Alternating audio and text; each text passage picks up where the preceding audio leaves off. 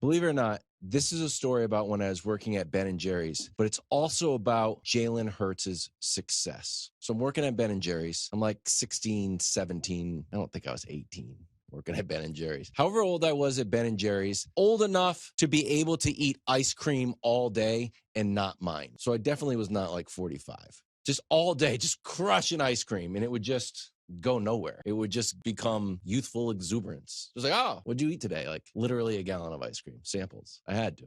You got to be an expert. You can't be like, what's that taste like? Like, I never tried it. In any event, working at Ben & Jerry's, the manager comes to Ben & Jerry's, regional manager of New England. And I either got promoted to close the store or I got tricked by the other employees to stay late. Either way, I felt like it was an important job. So there's 3 parts of closing the Ben & Jerry's. First part, mop the floors. You got to clean up everything. Obvious, that's any job. Part number 2, you got to weigh the ice cream. Did you know this? Every night you got to weigh the ice cream. That's how they figure out how much ice cream you sold. So you put it on, you weigh it, you write it down a little log. Okay, that's not the Jalen Hurts part. This is the Jalen Hurts part coming up. Then you got to count the money. This is a long time ago. So you know what's very in vogue when I was growing up? Cash money. People would pay with cash money. Also, people would occasionally, I'm so old, people would barter stuff. Like people would come in and like, what about for this horseshoe? I'm like, definitely, could put that on my horse.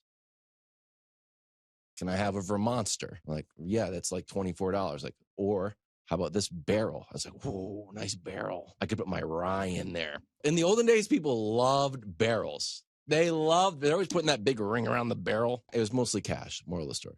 A little bit of bartering. So you count up the receipts, and I go into the ledger again, and I say, okay, we have whatever in credit cards, whatever in cash. Take it all, put the ledger into the safe, put the cash in one of those like little cash, pouches, put into the safe. So when the manager's telling me how to do this the first time, they're like, hey, before you close the safe, take out $135 and put it in the register. I was like, oh, is that for like change for tomorrow so we can get started? No, it's for the burglars. Huh? So yeah.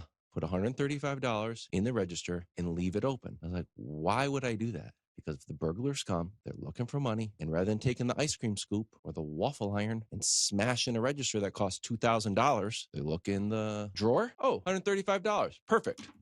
Good for me. I'm out of here. Store stays intact. And it's the first time I said, wow, that is really smart, but weird. But what's the goal? The goal is to save money. So even if you're doing something strange, if it is part of the goal to save money, it works. Goal-oriented paths are not exactly how you think. That's how Jalen Hurts plays football. Jalen Hurts, like, I know it's weird. I was 20th in yards and 21st in completions. But guess what? That's what I need to do to win. That's the plan. I know it doesn't seem like it makes any sense. I know it seems strange to leave money specifically for the burglars, but it works, okay? Don't need people smashing the register. That's the Jalen Hurts thing. That makes sense, right? Kind of. There's a whole nother side part of that. How people at Ben & Jerry's were like pro bono criminologists.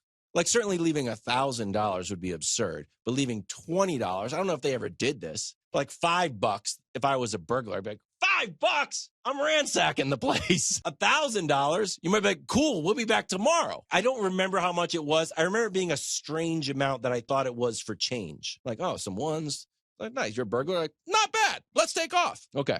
So Jalen Hurts is successful and no one can seem to wrap their head around it. Here's his stats, okay? Jalen Hurts as a full-time starter. Regular season wins, 45. That's third best. Playoff wins, 6. If he wins the Super Bowl, that will be second best. Super Bowl appearances, 2. That is second best, only to Mahomes. Total touchdowns, 148. That is third best. So somehow, statistically, he has all of these great stats, but people don't think that he's an elite quarterback, even though everything is third, second, third. The goal is to win games. First 75 starts for Jalen Hurts. Highest win percentage, NFL history. Again, we're adding this if he wins the Super Bowl. Okay, that's the caveat. Brady and Mahomes are number one, basically 78% winning percentage. Then Big Ben, then Russ, who had a great, early start of his career. Then Lamar, and then it's Jalen Hurts. That's Matt Ryan and Philip Rivers. Jalen Hurts is right there. I'll go again. Brady, Mahomes, Big Ben, Russ, Lamar, Jalen Hurts. If he wins the Super Bowl. It's undeniable, but people will say, Wilds, you're a quarterback wins guy. Just counting the wins. That's not fair. You're just counting quarterback wins. So I have 2 answers to that. One, unabashedly so. Yes, the goal is to win games. So if the quarterback is winning games, I think he's a good quarterback. But I'll play your game, okay? I view quarterback wins like fender benders. You start off, maybe that was someone else's responsibility. Maybe someone else did cause that. Get another one? Oh, yeah, that happened to me. We got rear-ended by a lady celebrating her 180th birthday. My wife and I got out of the car. I'm like, I don't even know what to think, but we really should make a citizen's arrest. She was 180 years old, and she was like confused that she hit us. I'm like, what are we doing here? My son was in the car as a baby. It wasn't great. But if you get into a lot of fender benders, if you're getting a fender bender, basically 69% of the time you're in a car, at a certain point, it's not everyone else, it's you. So it's not everybody else. It's Jalen Hurts. That makes sense. This one is very confusing, but I'll tell another story. Because he hasn't turned the ball over. He's got the record for no turnovers in the playoffs. And he's not turning the ball over in part because pass attempts come down, but that's part of it. He takes care of the ball. And when we see people lose playoff games for giving up the ball, oh, they lost the game. But when Jalen Hurts takes care of the ball, no one gives him enough credit. Oh, you didn't make a mistake. You don't deserve credit for not making mistakes. I think you do. So here's the story. I was working at another sports network, and we got to work with Tracy McGrady on the basketball show. So Tracy would fly in from Texas, and he would fly in with his security guard / trainer, H. So H and Tracy would come, we'd do the shows, fly back, they'd work out, et cetera, et cetera. So I'm starting to spend a lot of time, Tracy spent a lot of time with H. So Tracy's doing a show, sometimes just talking to H, kind of friends with H. Do I know H's last name? No. Do I know H's first name? No. Do I know any of the other letters outside of H? No, just H. It's like Madonna, but minus the Adonna, just one letter, H. So anyways, I say, H, I'm doing security. Like, what do you do to like take care of problems? Or you're like, I'm just trying to, is like Kevin Costner in the body, you know, what's going on here? You're like saving people. I just didn't know what it was. I'm like, what do you do when there's problems? And H was obviously like huge and awesome. H said, Wilds, full disclosure, I'm not sure he knew my name. He said, well, when I'm around, there are no problems. Of course. When you see these guys, like these huge security guards, there are no problems. Now, does H get as much credit as like Harrison Ford and In the Line of Fire for making all sorts of good stuff happen, saving people's lives? Probably not, because when he's working, there are no problems. Nothing goes wrong when H is around. Now, Tracy saw the value of it. I see the value of it. Jalen Hurts sees the value. Nothing goes wrong when I have the ball. I deserve credit for that. Everyone's like, well, it's a tush push.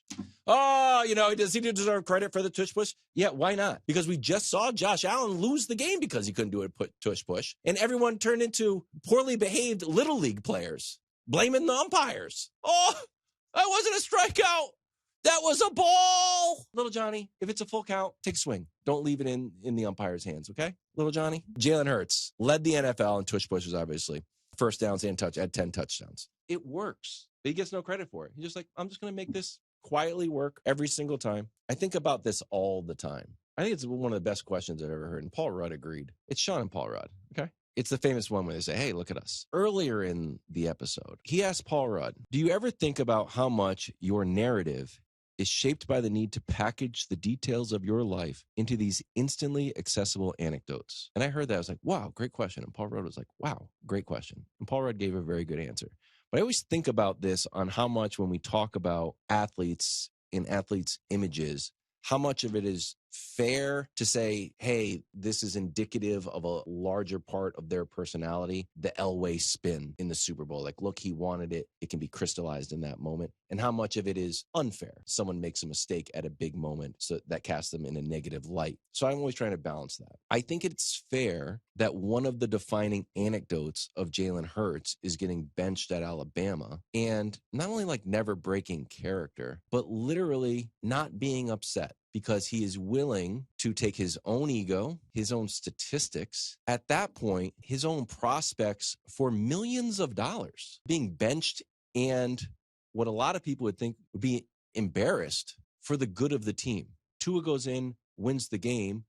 Jalen Hurts becomes a national champion. And after the game, he's thrilled. And it wasn't fake. It was real. He's doing the same thing. He's in the game. He's doing the same thing with the Eagles. And he's putting a lot of what other people would consider personal success in the back and doing whatever it takes for the team to win. It's just like that manager at Ben Jerry's. He put the money in the thing. I know it's strange, but it works.